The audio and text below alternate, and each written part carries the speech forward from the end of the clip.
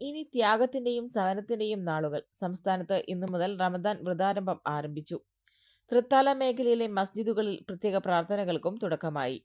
ത്യാഗത്തിന്റെയും സഹനത്തിന്റെയും സന്ദേശമുയർത്തി വിശ്വാസികൾ പുണ്യമാസത്തിലേക്ക്. സംസ്ഥാനത്ത് ഇന്നു മുതൽ റമദാൻ വ്രതാരംഭം ആരംഭിച്ചു.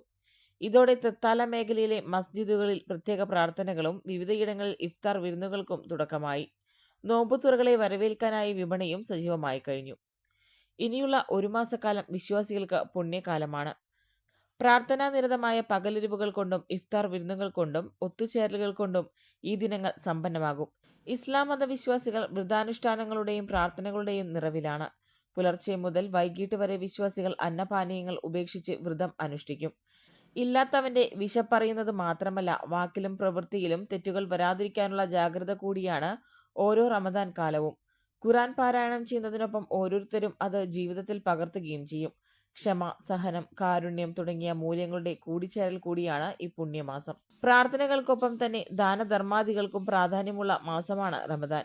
സക്കാത്ത് നൽകി സമ്പത്ത് വിപുലീകരിക്കുകയും ഇഫ്താർ സംഗമത്തിലൂടെ സൗഹൃദം ഊട്ടിയുറപ്പിക്കുകയും ചെയ്യുന്ന 30 ദിനരാത്രങ്ങൾ. വിപണിയിലും വിശുദ്ധമാസത്തിന്റെ തിരക്കുകൾ അനുഭവപ്പെട്ടു തുടങ്ങി.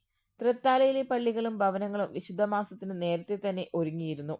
വിവിധയിടങ്ങളിൽ മുസ്ലിം സംഘടനകളുടെ ആഭിമുഖ്യത്തിൽ മതപ്രഭാഷണങ്ങളും നടക്കും. ഫാഷൻ ലോകത്ത് പുത്തൻ വിസ്മയമായി Neya antiques and designs Kuttanad Peringode റോഡിൽ വിജയകരമായി പ്രവർത്തനം തുടരുന്നു.